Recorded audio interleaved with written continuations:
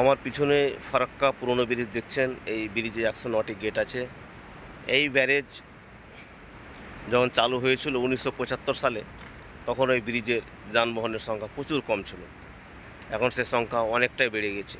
যখন এই ব্রিজ চালু হয় তখন যানবাহনের সংখ্যা ছিল প্রায় 3000। এখন সেই 2025 সালে এসে দাঁড়াচ্ছে 12,000-এর কাছাকাছি। সম্ভবত জাম অটোমেটিকই হবে। যখন এই ব্রিজটা তৈরি হয় তখন 2 লেনের ছিল, এখন 2 সাইডেই 4 লেনের রাস্তা তৈরি হয়ে গেছে, আর ব্রিজটা থেকে গেছে 2 লেনের। 4 লেনের রাস্তায় আর মাঝে যদি 2 লেন থাকে তাহলে তো যানজট হবেই হবে। এই দেখেন new Farakka new 4 lane bridge. এই ব্রিজের কাজ মোটামুটি শেষের পথে। খুব সম্ভবত অল্প সময়ের মধ্যে আমাদের এলাকাবাসী পেয়ে যাবেন নতুন ব্রিজের যাতায়াতের এক সুবিধা। এই ব্রিজ সত্যি মানুষের সময় অনেকটাই বাঁচিয়ে দিবে এবং উত্তরবঙ্গ সাথে দক্ষিণবঙ্গকে জুড়ে দিবে।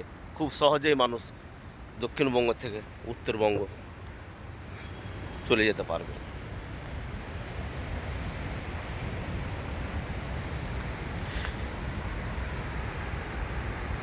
এই যে দেখেন, এই সাইডে জল,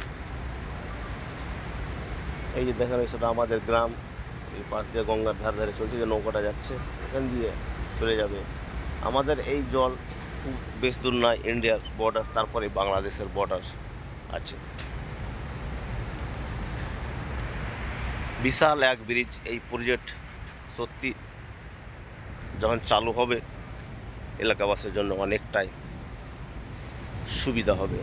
তার নিত্যদিনের যে নিত্য যাত্রা করার পথে যে ভোগান্তি ছিল যানজটের, সেই যানজটের সমস্যা থেকে অনেকটা রেহাই পাবে এলাকাবাসী।